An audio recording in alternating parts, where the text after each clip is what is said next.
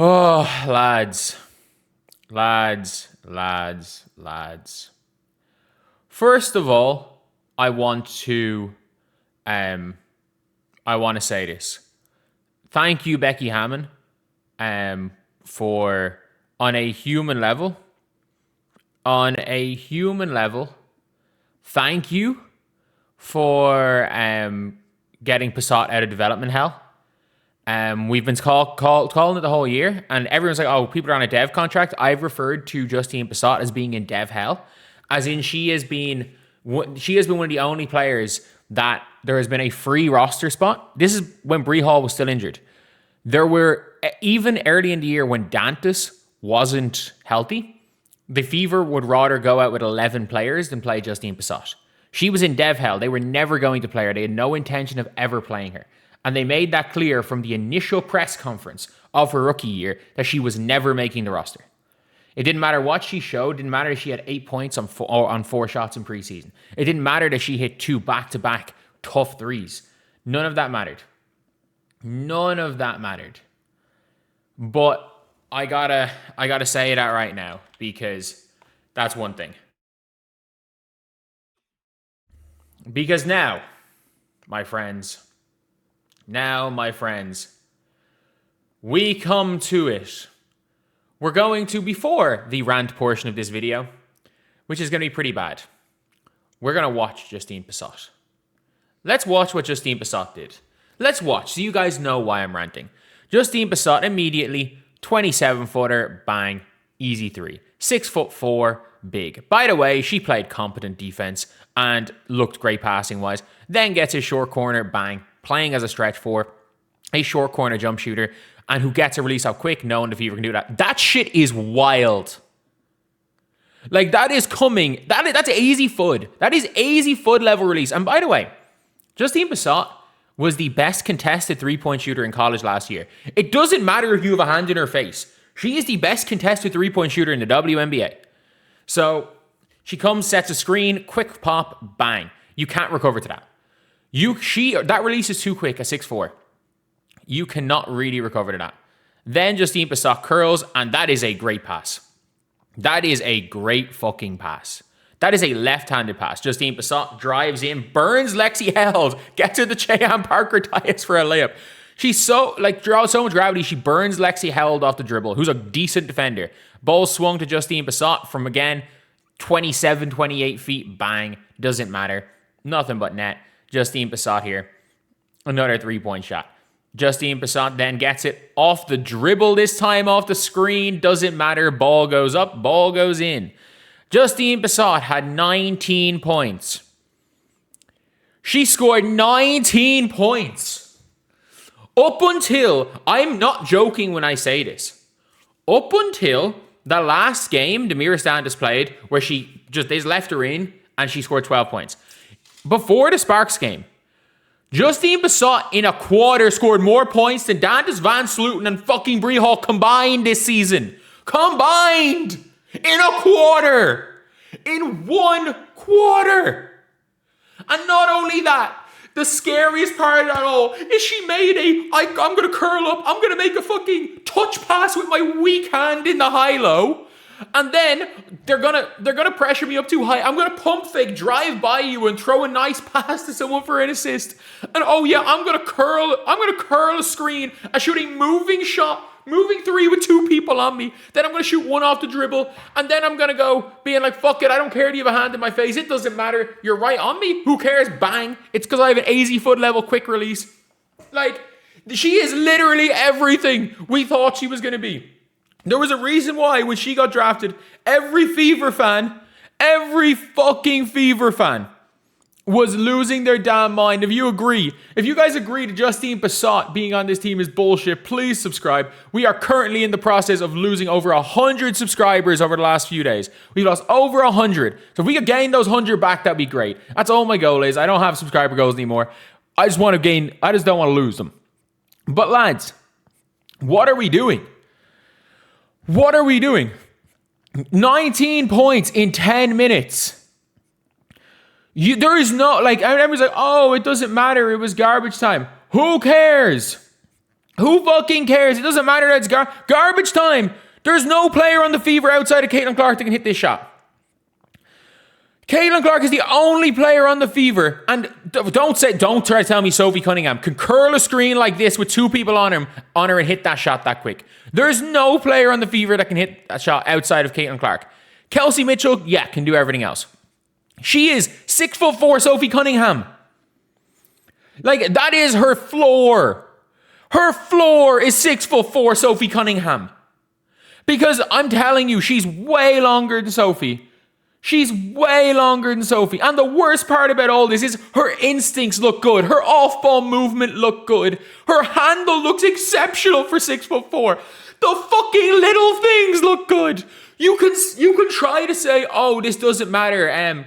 Look, she just got hot. But it's not that. It's the little things. We saw it in preseason. I literally broke down her game and I'm like, she twice cut through the she twice saw the free throw line open, cut to the free throw line, caught it and dumped it down to a player for either an assist, and one was almost an assist. I'm like, she is smart.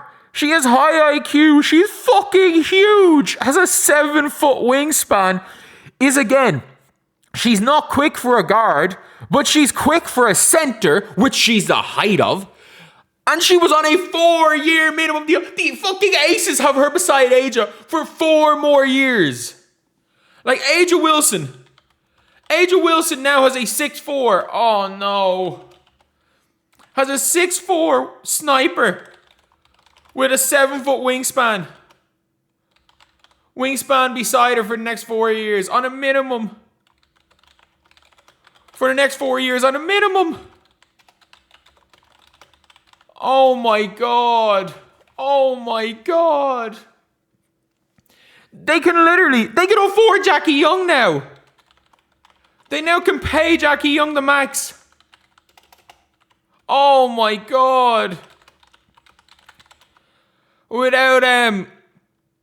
They can pay Jackie Young the max without neglecting the power forward position. This is awful. This is awful. You have indirectly made your title contender, but you're not a title contender, Indiana. You are literally, I mean this, you are literally a frauds. You are frauds. You have made, and by the way, this is how ranting I am. I'm making this red. It's going red in the background. No, we're not blue. We're joining the fucking dark side. And you know what? I'm not even saying it's the dark side. You know those dumbasses? Those dumbasses think the Indiana Fever front office can't do any wrong, and they're right. You see, we saw it at practice. I don't give a shit what a player does in practice. She's 6'4", can play basketball, has a 7-foot long wingspan, is relatively quick, and shoots the fucking shit out of the ball. I don't care if her all-around game. And by the way, if you guys don't know, the second most important player to the New York Liberty, it's been very clear over the last couple of years, after Breanna Steward, is Leo Phoebish. Leo Phoebish got traded twice because, I shit you not, they said she's 6'4", but doesn't play in the post.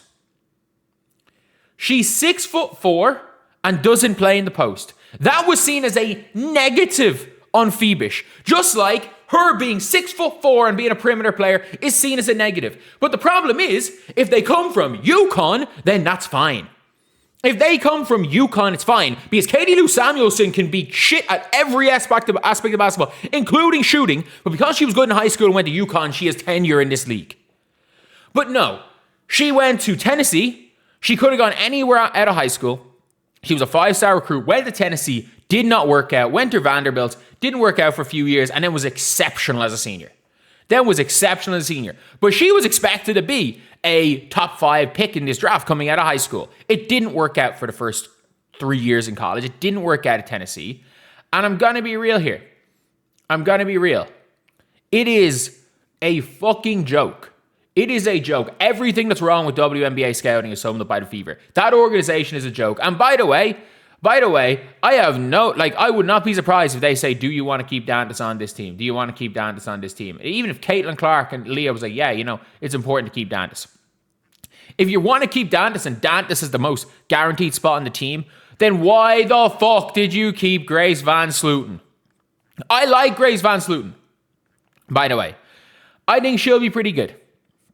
I think Grace Van Sloten is going to be fine. I think by the end of her rookie contract, while she's still on a minimum contract, she's going to be a contributing player to the Indiana Fever. Actually, what am I talking about? They're going to cut her. There's no point talking about her potentially being a contributing player to the Indiana Fever because they're going to cut her. They're keeping these players around so that they can have, the five, so that they can have their, what am I going to say? They're like a couple of years on their minimum deals. They can have the reserve free agency rights. They have the reserve free agency rights to her for another, 3 more years? She's going to be cut before then, so it doesn't matter. This isn't the front office that gives a shit. This isn't the front office that knows anything. This is incompetence from top to bottom, and every single person who had any input on that decision needs to be fired. If Caitlin Clark made the decision, trade her. She doesn't care about winning. If Stephanie White made that decision, fire her on the spot. If it's Amber Cox, fire her on the spot. If it's Kelly Krauskopf, fire her on the spot. I don't know who made the decision. Whoever made the decision. By the way, it was obviously the fault of the front office not rostering her in the first place. Because there was no need. There was 12 players on the roster. She was the 12th man on the roster. And they literally went on the media. They went on the fucking radio and were like, oh, we're currently in the process of signing another veteran guard.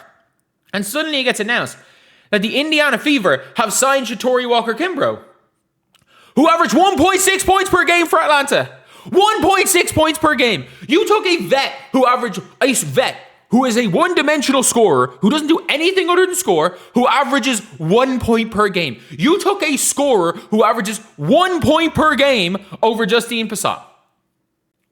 1 point per game. Damiris Dantas was statistically the worst player in the league last year. She was the worst player in the league. She was out. She was gone.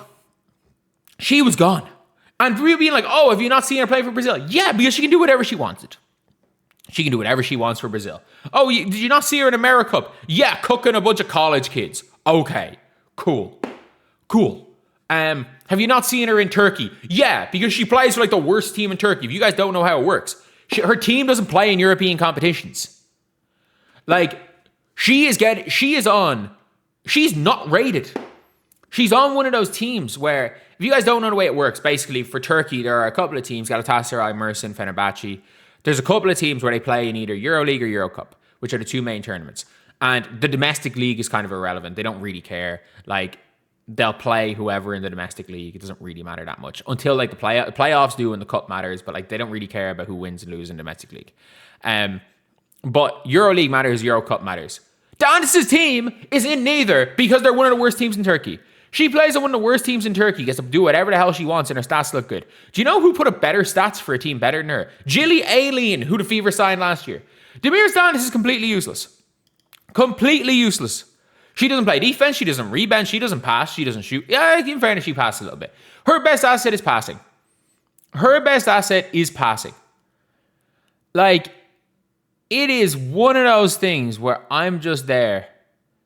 Like, and then you've got, like, the dumbass people that think the Fever could do nothing wrong being like, oh, she's a second round pick. She was never going to play anyway. Why? Because the Fever are fucking dumbest franchise in the league and think it's still 2019 where if you're not a top 4 pick, you're not guaranteed a spot in the team. Or if you're the Indiana Fever, even if you are a top 4 pick, you're not guaranteed a spot in the team. Because the Indiana Fever in 2020, 2021, and 2022 waived top 4 picks before year 2.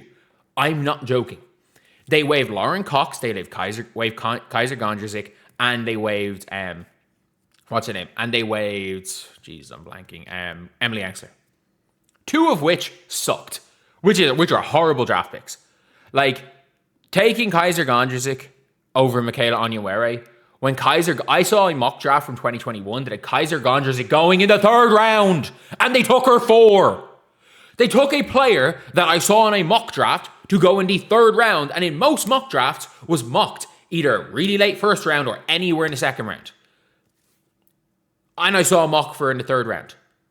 There were more mocks most mocks had her in the mid-2nd round. They took her 4th. And not only that, like, 2 of the 4 picks, 2 of the 4 picks were 4th round picks. They took her 4th. They took her 4th. And not only that, like, 2 of the 4 picks were 4th round picks. They took her 4th. They took her 4th. And not only that, like, And this is a different front office, but it's the same old WNBA bullshit narrative where it's like, oh, you know, it's the toughest league in the world to make. Rookies all get cut and they come back. Not anymore. Not anymore. These players are getting better in college. It is what has happened. It is the boom in women's sports. It is the boom in, for lack of a better way of describing it, it is the boom of TikTok social media where it's now cool. Where, no matter where you are in the world, it is now cool to play sports if you're a girl. So they're continuing to play sports. So now the narratives obviously have changed. So you're looking at Pissott, who is a second-round pick that would have been a first-round pick.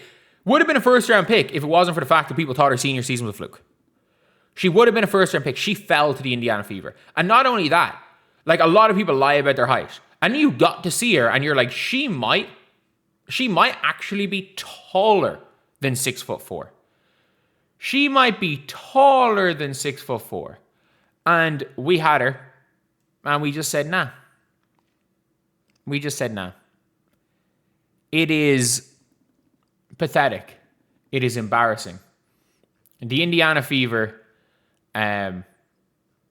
should be ashamed of themselves, that organization, and you are never going to win a title keeping players for vibes over somebody that will be an impact maker. And not only an impact maker this season, an impact maker for 4 years.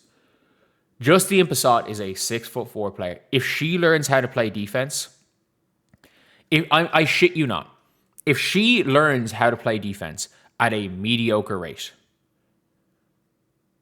and she does that over the offseason, like that's what I would do if I'm her in the offseason. I think she might have played her way to like a Project B. And whatever you do, don't go unrivaled dev. Go play somewhere. Go play somewhere where you're going to have to guard.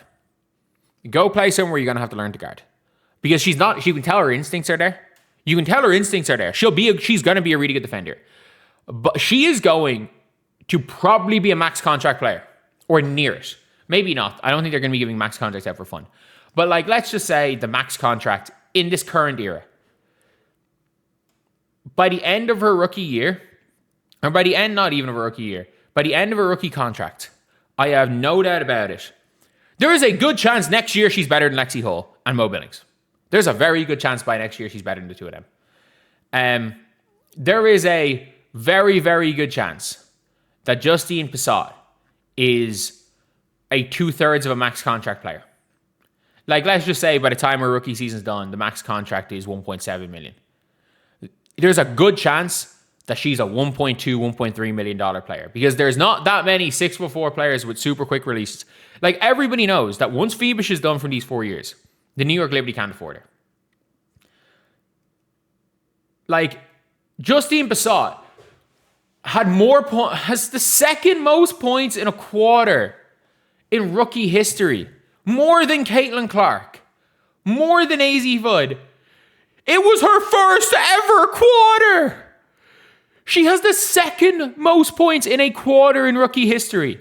In her first ever quarter. And you might be saying, oh, like, I mean, surely she can't do that again. Do you know how many points that she scored in the last quarter that she played? Do you know how many points? 8.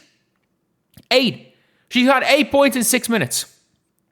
Justine Pissott, preseason and regular season, has played 16 minutes. She has 27 points. She has 27 points.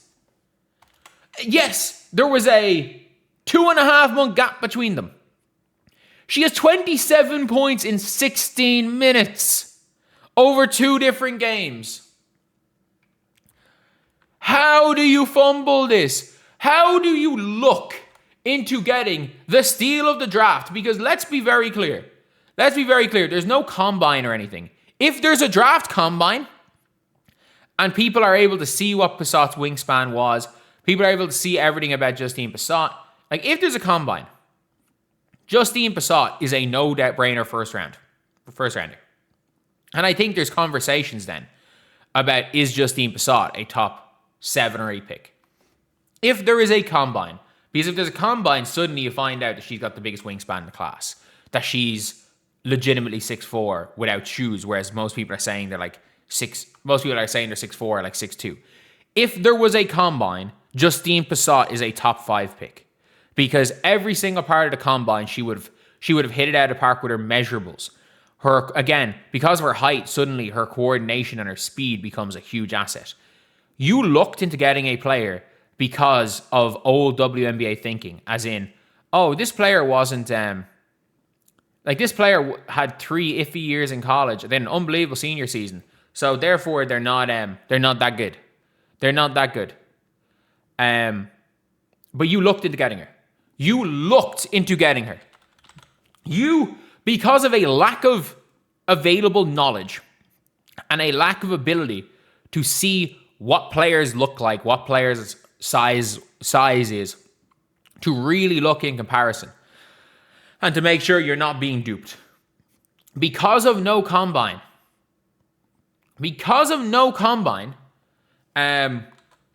you basically got away, you got the steal of the draft. Because of no combine, you got the steal of the draft and you got rid of her. For culture. I hope it comes out that I hope it doesn't on a personal level, but for your sake,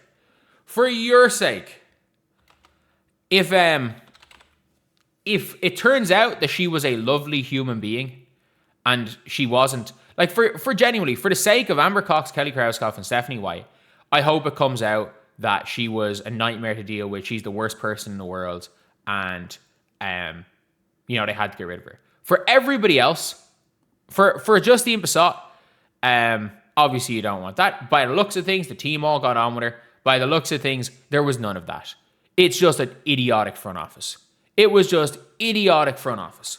And the Fever are completely and utterly unserious. They are never going to win anything. Caitlin Clark, the longer you stay in this organization, the less I think you give a shit about winning.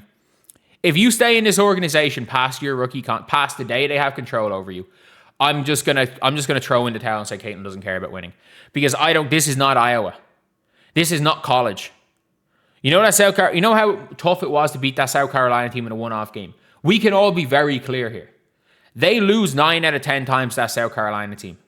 It's the beauty of March Madness. They somehow had back-to-back Cinderella runs. They were not meant to beat LSU in 2024. LSU in 2023 was a game that they were gassed. They were done after those 2 games. And LSU were a slightly better team on paper. But you were not meant to be 2024 LSU. You were not meant to be 2024 UConn. And then obviously it was South Carolina was one step too far. You worked miracles at Iowa. It's not Iowa. You see that South Carolina team? Every team in the WNBA is better than that team. And I understand that your teammates are better, but the system is never going to let you thrive and you push those teammates on the WNBA. You can get something close to it, which is like in 2024, but you're never going to get a full system like that. You are never going to win a title in this organization. If Caitlin Clark, Kelsey Mitchell, and Stephanie White are still on this team, and if somehow Caitlin Clark forgoes her epic extension to keep Kelsey Mitchell, and if Sophie's gone, your whole team are minimum contracts, and you know what you could have just done with her coming in for Sophie. I don't. If she stays in this franchise, I mean, there's the people saying Caitlin Clark doesn't care about winning. Yeah, you might be winning. You might be right. Staying with this dog shit franchise, yeah, you don't care about winning. And we know Kelsey Mitchell doesn't give a shit about winning. Or not doesn't give a shit about winning, but would rather get hers than win. And the problem is, Caitlin, you're doing neither. You're not able to get yours in this system, and you're going to lose. And this organization's a joke. What the fuck are we doing?